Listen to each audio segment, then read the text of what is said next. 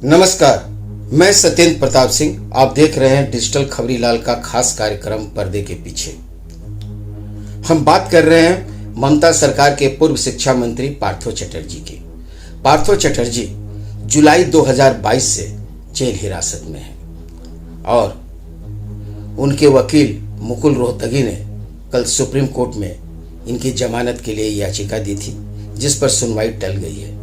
हालांकि मुकुल रोहतगी ने अदालत से कहा कि जहां एक तरफ अन्य प्रभावशाली लोगों को जमानत मिल रही है, वहीं पार्थो चटर्जी को लगातार हिरासत में क्यों रखा जा रहा है। पार्थो चटर्जी की शरीर भी कमजोर हो चुका है, कई बीमारियां हैं, उम्र भी काफ़ी हो चुकी है और पीएमएलए के तहत जो मामला दर्ज हुआ है उसके तहत सिर्फ 7 साल की सजा है, जबकि 2 साल से ज़्यादा वक्त इनका हिरासत में बीत चुका है।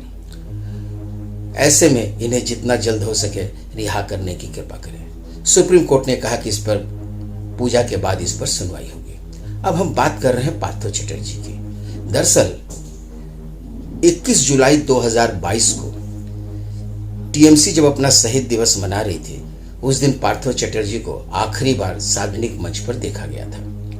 22 जुलाई को ईडी और सीबीआई के तरफ से 22 और 23 जुलाई को पार्थो चटर्जी और उसके पहले उनकी विशेष दोस्त अर्पिता मुखर्जी के घरों पर रेड हुआ, छापा पड़े। और इस रेड के दौरान जो सबसे आश्चर्यजनक बात यह है कि अर्पिता मुखर्जी जो इनकी विशेष दोस्त हैं, उनके 22-23 जुलाई को टालीगंज के डायमंड सिटी अपार्टमेंट में जब रेड हुआ तो उसमें 21 करोड़ 90 लाख रुपए कैश बरामद हुए और सोने के गहना, आभूषण व जेवरात व भारी मात्रा में विदेशी मुद्रा भी।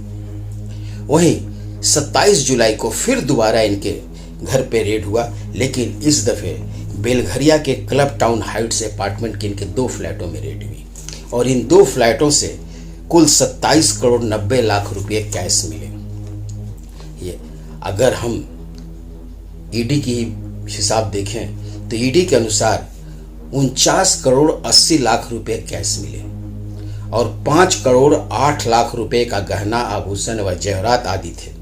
इसके अलावा 7 देशों का विदेशी मुद्रा यानी फॉरेन करेंसी भी बरामद हुआ। ईडी के अनुसार करीब 60 करोड़ रुपए की इनकी चल अचल संपत्ति को जब्त किया गया है। भारी भारी ट्रंक में बड़े बड़े साइज में गिने गए रुपए और रखे गए। उसके पहले बैंकों से मशीनें मंगाई गई रुपया गिनने के लिए और ट्रक भर के रुपए गए।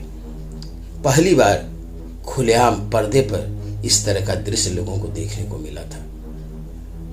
और सच तो यह है कि इतनी भारी मात्रा में किसी राजनेता के या राजनेता के करीबी के यहाँ से रुपया इसके पहले शायद ही कभी बरामद हुआ था। अब यदि हम बात करें कि आखिर किस मामले में हिरासत में गए और इनको जेल हुई, तो सबसे बड़ा पहला जो कारण इनका जो था कि एक इनके विशेष दोस्त अर्पिता मुखर्जी के घर से इतने सारे रुपयों का जेवरात और नगद मिलना।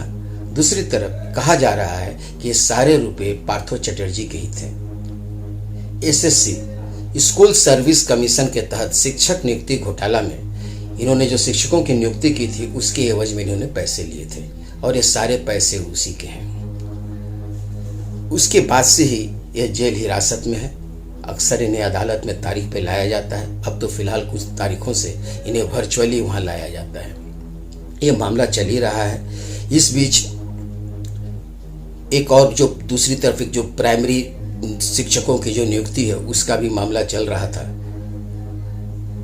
पिछले 30 अप्रैल को कोलकाता का हाई कोर्ट ने इनकी जमानत याचिका खारिज कर दी। दरअसल पहले इनकी जमानत याचिका के लिए कोलकाता के हाई कोर्ट में अपील किया गया था, लेकिन कोलकाता हाई कोर्ट ने उसको रद्द कर दिया, रिजेक्ट कर दिया। इसके बाद इनके वकील मुकुल रोहतगी सुप्रीम कोर्ट की तरफ बढ़े और सुप्रीम कोर्ट का दरवाज़ा खटखटाए। और जैसा कि मैं पहले ही बता चुका हूँ कि सुप्रीम कोर्ट ने कहा है कि पूजा के बाद, दुर्गा पूजा के बाद 17 अक्टूबर को इस मामले में सुनवाई होगी। यानी यह लगातार तीसरा दुर्गा पूजा होगा 2022, 2023 और 2024, जिसमें पार्थो चटर्जी की जेल में ही बिताना होगा। यानी वो 3 दुर्गा पूजा से नहीं देख पाएंगे या पूजा नहीं कर पाएंगे। अब हम बात करते हैं कि आखिर ये सवाल उनके जो वकील उठा रहे हैं बार बार कि प्रभावशाली लोगों को जमानत मिल जा रही है, लेकिन एक चीज़ और गौर करने वाली बात है, चाहे वो पूर्व मुख्यमंत्री मनीष सिसोदिया हो या पूर्व मंत्री सत्येंद्र जैन हो या राज्यसभा के सांसद संजय सिंह हो या तेलंगाना के पूर्व मुख्यमंत्री की बेटी के कविता जो वहाँ की विधान परिषद की सदस्य भी हैं वह हो, और यहाँ तक कि अगर हम कहें पूर्व मुख्यमंत्री लालू प्रसाद यादव जिनके चारा घोटाले के लिए बाकायदा सजायाफ्ता है, उनके घर से भी इतना भारी भरकम रकम की बरामदगी नहीं हुई थी। ऐसे में अब देखना यह बड़ा दिलचस्प होगा कि 17 अक्टूबर को सुप्रीम कोर्ट इस पे क्या निर्णय लेता है इन्हें जमानत देने के लिए। लेकिन मजे की बात तो यह है कि फिर ये जो प्राइमरी वाला जो मामला है, प्राइमरी शिक्षक नियुक्ति वाला मामला, इसमें भी पार्थो चटर्जी को कल सीबीआई ने गिरफ्तार करने के लिए आवेदन किया, जिसे कोर्ट ने स्वीकार कर लिया। हालांकि सीबीआई ने उन्हें अपने हिरासत में लेने की मांग नहीं की है। फिलहाल वह जेल में ही रहेंगे, जब उसे जरूरत पड़ेगी तो वह उसे हिरासत में लेंगे। फिलहाल आज के लिए बस इतना ही। कल फिर मिलते हैं इसी समय पर्दे के पीछे।